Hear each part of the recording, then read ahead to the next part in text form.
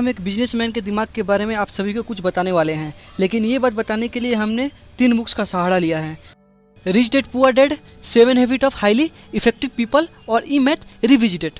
दोस्तों, सबसे पहले डिफरेंस एक पुअर माइंडसेट और एक रिच माइंडसेट वाले लोग में ये है कि रिच माइंडसेट वाले लोग सबसे पहले अपने लिए एट्रिस बनाते हैं जो उनको हर महीने पैसे दे सके, लेकिन एक गरीब माइंडसेट वाले लोग दिखावे के लिए, शो के लिए सारे यूजलेस चीज़ खरीद लेते हैं और उनके बाद उनके पास पैसे ही नहीं बचते एक अच्छी जगह पे इन्वेस्ट करने का, और पूरी ज़िंदगी गरीब ही रह जाते हैं। इसका मैं एक एग्जांपल दे रहा हूँ।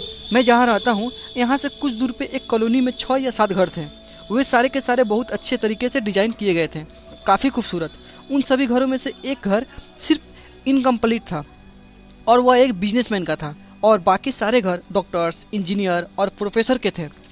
उन सभी घरों में से एक घर से मेरा जान पहचान था, जिसमें एक अंकल और एक आंटी रहती थी, और वे दोनों प्राइवेट यूनिवर्सिटी से रिटायर्ड थे एज ए प्रोफेसर, इसलिए उन्हें कोई पेंशन भी नहीं मिलता था। जब मैं पहली बार उनके घर में गया था तो मुझे लगा था कि वे बहुत ज़्यादा रिच हैं।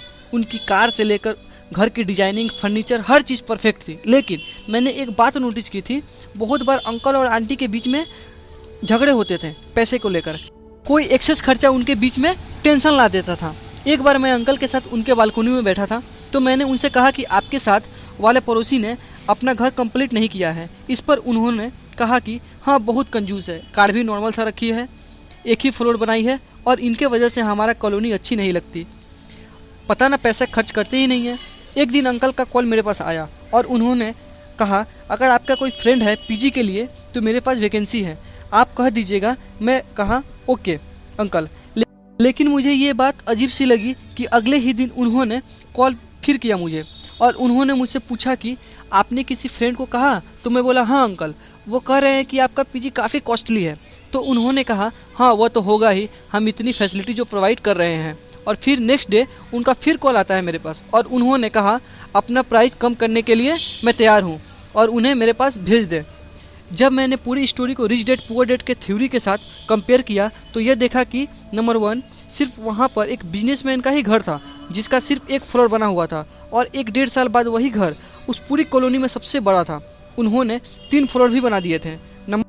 सेकेंड पॉइंट, अंकल ने होंडा सिटी रखी हुई थी, लेकिन वह ट्रेवल स्कूटर में करते थे। हो सकता है वह पैसे बचाने के लिए करते हो, लेकिन मैं ये जानता था बाहर से वह बेशक अमीर दिख रहे हो, अंदर से उनके पास पैसे की कमी थी, जिसकी वजह से उनके और उनके वाइफ के बीच में बहस भी होती थी। और दोस्तों, पुअर मेंटालिटी वाले लोग ऐसे ही गलतियाँ करते रहते हैं। नेक्स्ट पॉइंट कहता है कि अमीर मेंटालिटी वाले लोग सबसे पहले खुद को पे करते हैं, उसके बाद किसी और को। आपने से बहुत से लोग rich dad poor dad books पढ़ी होगी, लेकिन बहुत कम लोग रॉबर्ट और उनके वाइफ किम कियोसाकी की एक्चुअल स्टोरी जानते हैं। इन दोनों की शादी से पहले रॉबर्ट बहुत ज़्यादा उधार पर थे। ये दोनों चाहते थे कि अपनी इस लाइफ को इम्प्रूव करें, लेकिन इनकी मंथली सैलरी से ज़्यादा मंथली लोन इंस्टॉलमेंट थी जो इन्हें देनी पड़ती थी। लेकिन रॉबर्ट के रिच डैड के सारे प्रिंसिपल उन्हें याद थे, जिन्होंने कहा था अपने आप को सबसे पहले पे करो। इसलिए रॉबर्ट कहते हैं कि हम अपनी सैलरी का 20% सेव करते हैं, फिर चाहे उधार वाले लोग से, फिर चाहे जितना मर्जी प्रेशर क्यों ना आता हो, उस प्रेशर को हम अपनी ताकत बनाते थे और एक्स्ट्रा काम करके इंस्टॉलमेंट का पैसा इकट्ठा करते थे। कि ये जानते थे अगर ये पहले उधार देने लग जाएंगे और अपने लिए कुछ भी सेव नहीं करेंगे तो ये कभी भी अमीर नहीं बन पाएंगे। और बाद में इन्होंने सेव किए हुए पैसे को ही इन्वेस्ट किए और फाइनली ये मिलियनियर बन गए। दोस्तों, हम में से मैक्सिमम लोग ये गलती करते हैं। हम सोचते हैं कि हम पहले अपना सारा उधार चुकाएंगे, फिर उसके बाद में सेविंग्स स्टार्ट करेंगे, लेकिन ये सीक्रेट बहुत मैटर करता है। इवन वॉरेन बफेट बोलते हैं कि पहले पैसा सेव करो और उसके बाद बाकी सारी खर्चे करो। आप मान के चलो आपकी सैलरी ही कम है और अपनी सैलरी का मिनिमम 20% सेव करें। अब ऑब्वियसली सेविंग्स आपको अमीर नहीं बनाएगी और उसके बाद आपको अपने पैसे को इन्वेस्ट भी करना पड़ेगा लॉजिकली। नेक्स्ट पॉइंट कहता है अमीर मेंटालिटी वाले लोग अपनी स्किल्स को पूरी ज़िंदगी इम्प्रूव करते रहते हैं। इसी प्रिंसिपल को 7 habit of highly effective people book में शार्पन द सॉ के नाम से बताया गया है। क्या आपने कभी यह नोटिस किया है कि बहुत कॉस्टली प्रोडक्ट का ऐड कभी भी टीवी में नहीं दिखाई जाती? कभी भी फरारी वाले आपको टीवी में ऐड करके ये नहीं बोलेंगे कि आप उनसे फरारी खरीद लो, ना ही हेलीकॉप्टर या प्राइवेट जेट की कंपनी आपको अपना प्रोडक्ट दिखाने के लिए अपना पैसा खर्च करेगी। लेकिन अब सवाल यह आता है कि ऐसा क्यों है? मैक्सिमम पॉपुलेशन तो टीवी ही देखती है। ऐसा इसलिए है क्योंकि ये लोग जानते हैं कि जो लोग इन प्रोडक्ट को एक्चुअल में खरीद सकते हैं वह अपना टाइम टेलीविज़न में वेस्ट नहीं करते हैं। ज़्यादातर मिडिल क्लास मेंटालिटी वाले लोग graduation, post graduation, PhD, post doc कर चुके हैं, इसलिए वे सोचते हैं कि वे रेस्ट डिजर्व करते हैं और उन्हें कुछ नया सीखने की ज़रूरत नहीं है, और वे आराम से जॉब के बाद घर में आते हैं और टीवी देख के अपने आप को रिलैक्स करते हैं, क्योंकि वे सोचते हैं कि वे इस चीज़ को डिजर्व करते हैं। वैसे ही कहीं मिडिल क्लास वाले घर में आकर आराम से सीरियल देखते हैं।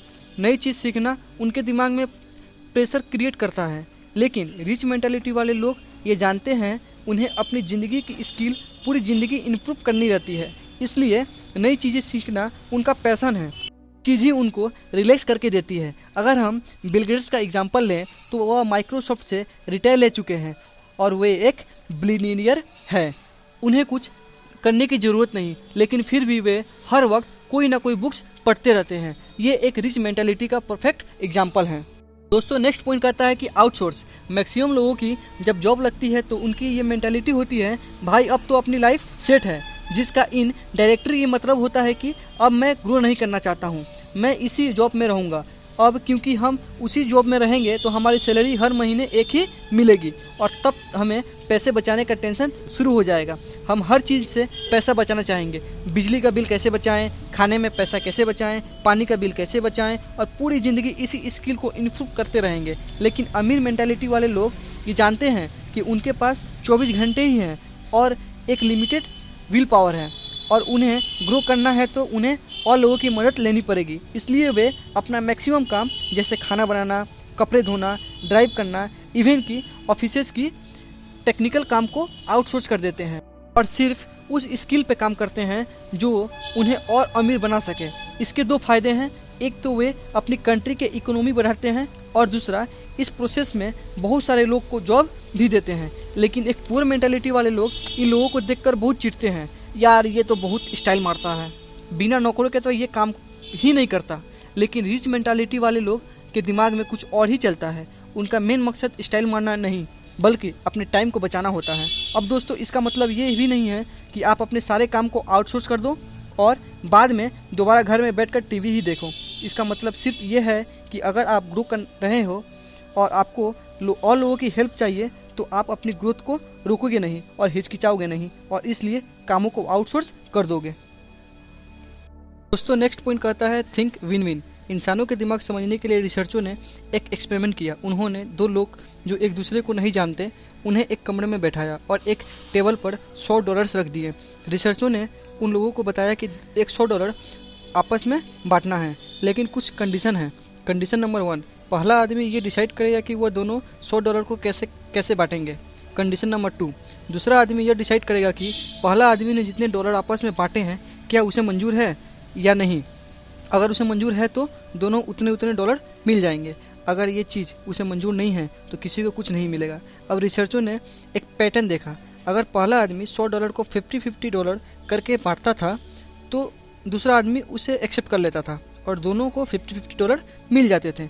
अगर वह आदमी 60-40 करके बांटता था तो भी दूसरा आदमी उसे एक्सेप्ट कर लेता था। लेकिन अगर पहला आदमी उसे 70-30 करके बांटता था तो दूसरा आदमी उसे रिजेक्ट कर देता था और दोनों को कुछ नहीं मिलता था। यानी ह्यूमन इमोशंस का टिपिंग पॉइंट 70-30 था। रिसर्चों ने यह एक्सपेरिमेंट बहुत लोगों में रिपीट की, लेकिन यह नंबर 70-30 के आसपास ही आ रहा था। अगर आप दूसरे आदमी होते तो आपका भी यही डिसीजन होता कि पहले आदमी ने अपने को 70 क्यों दिए और मुझे सिर्फ $30 क्यों दिए, इसलिए मैं भी उसे $70 क्यों लेने दूँ।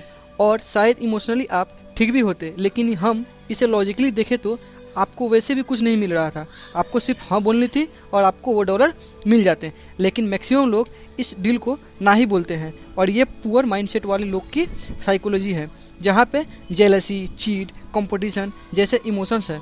लेकिन एक रिच माइंडसेट वाले लोग हमेशा अपना दिमाग यूज़ करके कोई ना कोई ऐसा मैसेज निकाल लेते हैं जिससे दोनों का फ़ायदा हो सके। वो विंग विंग पे बिलीव करते हैं।